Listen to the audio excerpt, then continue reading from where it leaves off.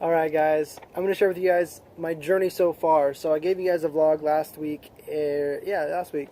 So I've been on this Sober October for 2 weeks, but that wasn't the only thing I was doing. That was just one of a few different tasks I undertook for this month. So it all started off with Sobertober, as we discussed, but I figured rather than pulling one tooth at a time and then conquering that pain and then working on to the next tooth and pulling that one out and conquering that pain eventually, until you get the whole mouth and all my bad habits, decided to just do it all at once.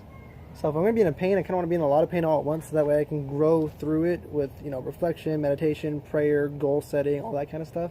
I tend to jump in with both feet. It's just what I do. So I'm going to share with you guys my goals. These are very, very personal to me, so please ask that you guys please be respectful. Some of them might seem easy to other people, but to me this was quite the undertaking and definitely took me out of my comfort zone. Okay.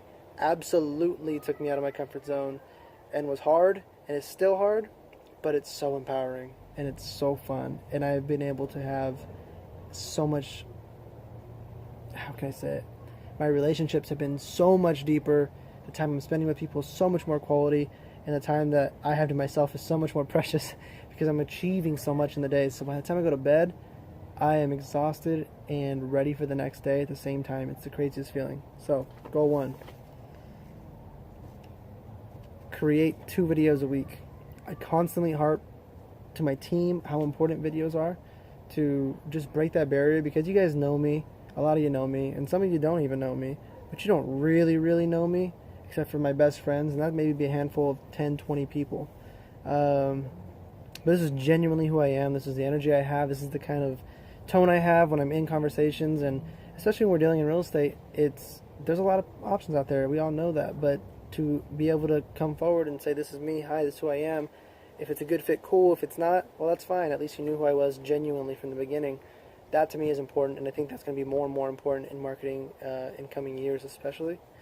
Before I move on, to my team, who has also set goals to put videos out, you guys have done marvelously.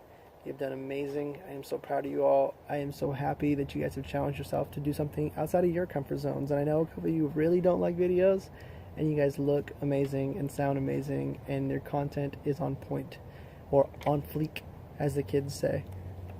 Number 2, I told myself I would stay 100% sober. We covered that in the previous video, but it was crazy how much more energy I had from it, how it weeded out a lot of the bad decisions I used to make, like staying up late, eating bad foods. So it kind of made the other goals easier to hit. Now, don't get me wrong, I don't plan on not drinking forever, but now that I've done it, and I actually have better relationships with my friends, and by the way, guys, thank you, carving pumpkins, going out to events, being at bars or at the bowling alley, and just enjoying each other's company. You are the most wonderful friends anyone could ever ask for. You guys are genuine, you are real, you have good hearts, and that is why I'm here, and that's why we're friends. And I'm so grateful that we're growing together, and that you guys also took on your own to-do lists. In fact, this to-do list wasn't my idea. One of my very dear friends suggested it, and I knew in that moment that was a calling from the universe, from God, saying, yes, this is a step in the right direction. Because it's a friend who has never done this before, and suggested to me that it would be a good idea, and he was absolutely right. This changed my life so far, and I want to do one every month. It's really hard. It's really hard, but it's so rewarding. Okay, moving on. Gym 4 days a week, not 4 times a week. I know me, and I know I'm a stickler for the details, and I know that I can go 2 times one day, 2 times the next, and have 5 days off, and the whole goal of this is to be better and to create new, better habits, despite how hard they might be. And going 4 days was important to me. I'm still going multiple times a day in some cases, but that's just because if you're not drinking, and then one of my other goals is not eating certain foods, you got a lot of time. So why not work on yourself and try to be better and try to hit new goals? And definitely, it keeps the energy flowing. So the next goal is I will only listen to audiobooks while in the car. I love music. I have a musical soul. I am oftentimes just start dancing and singing in my own house. You can ask my roommates or my friends or whoever might be around. Just what I do. And it brings me joy to do that. So to take it out of my daily routine is crazy, and it hurt. But I've heard those songs at least 1,000 times. I haven't heard some of these really powerful, amazing books ever. So I figured until I hear all the great wisdom the world has to offer, then why would I listen to something that typically doesn't share that much wisdom on repeat? So I'm going to listen to audiobooks. And I've actually extended it to my gym time too, which is really, really keeping me focused. So a couple of books I want you guys to check out if you have time or if you're interested at all. I'll keep this one quick. The Book of Joy. Amazing. Archbishop Desmond Tutu talking to the Dalai Lama about joy. And these are people who are losing their homes, their children, their parents, their money, physically being deformed from violence, going to jail for decades, and you still come out with so much tremendous joy in their hearts. And that's the kind of love I want to emulate. That's the love of the Lord that I was taught. You just constantly give love and joy, and that book really resonated with me, because that's what I believe in. I believe in love, and I believe in laughter, and I believe in happiness, genuinely, to my core. And that book really has helped me to sharpen that feeling that, I would say if anything that comes in the way between me and that feeling of joy and sharing it is usually my own hurt. And man, when you're running on the treadmill, you're pouring sweat, your legs hurt, everything burns, and you're listening to someone who lost their whole family or doesn't have legs anymore, but how much joy they bring to the world still, how strong their faith is, that, to me, my problems are insignificant. And I want to add to that joy. And I know I have the abilities to do it. So, sorry. Long tangent on that book, but it truly is powerful. It's very long, but it's so good to listen to, especially. And I will send you guys a link. You can listen to it for free if you don't have Audible. The next one is going to be The Miracle Morning. A dear friend and business partner suggested I do this. Once I was already kind of started this, it was about a week in. They said, you should try The Miracle Morning. And I'll share with you that I was going to the gym probably around noontime because it was convenient for me and my lifestyle. And I'd get back maybe 2:30, sometimes 3 after lunch and everything. I could go home and cook.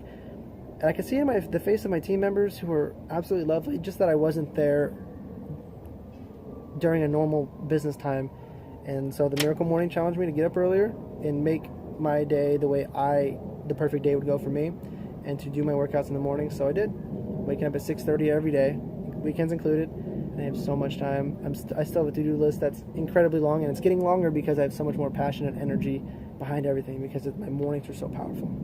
Highly recommend that book. And the last one's Extreme Ownership. It's in the name, but man, you got to own every single decision, even the little tiny minute ones. They all add up and create this thing that we call life. Moving on.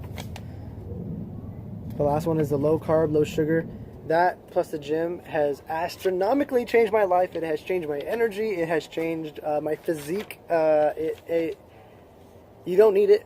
You do need carbs to live. You don't need sugar. You need fats, proteins, carbohydrates, but you can get your carbohydrates from vegetables, and a lot of them. So most of my meals are roasted vegetables or cooked vegetables mixed with like a salad and some meat on top. I still do meat. Probably more pescatarian than I am anything else, but I will enjoy whatever I want because I'm making the right decisions. At least in my opinion, I'm making the right decisions.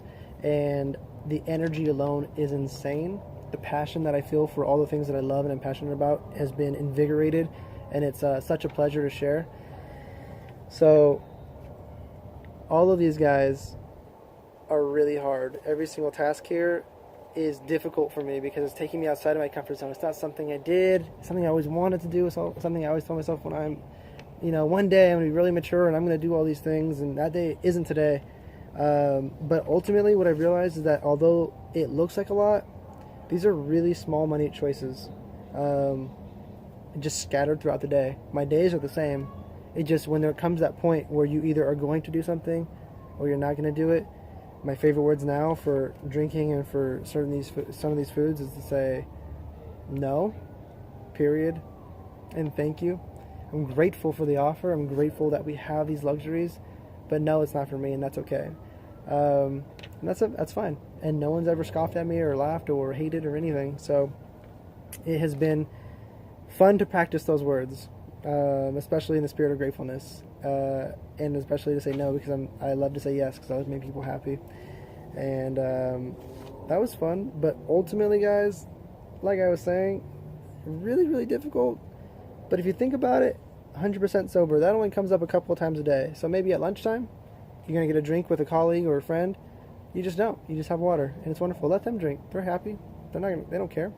Lunchtime again. Am I gonna have wine with dinner? No, not today. You know, drink some water or some LaCroix or whatever. And then again at the end of the night, friends coming over, maybe watching a movie, having a little get together or whatever. You know, not important to me anymore.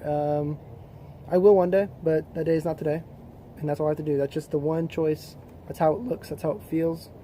You have to pretend that you're in a desert, and it just doesn't exist. Sure, it might be right in front of you, but to you in your world, it doesn't exist. Same with the carbs. Same with the sweets. To listen to the audiobook, instead of hitting Pandora or Spotify, I just hit Audible. It's one choice. It automatically starts playing. So these things aren't really that hard. And I'm just saying that because it's doable. If this is something you've ever thought you want to do, I'd love to be your accountability partner. I'd love to hear about your story, and I've shared with you mine, and it might be long-winded, but I hope you guys have had a good time. I hope that you can understand now that it is a journey, and I'm happy to take it with you. If you want an accountability partner, I'm happy to take it with you and hear you out through your strife and struggles.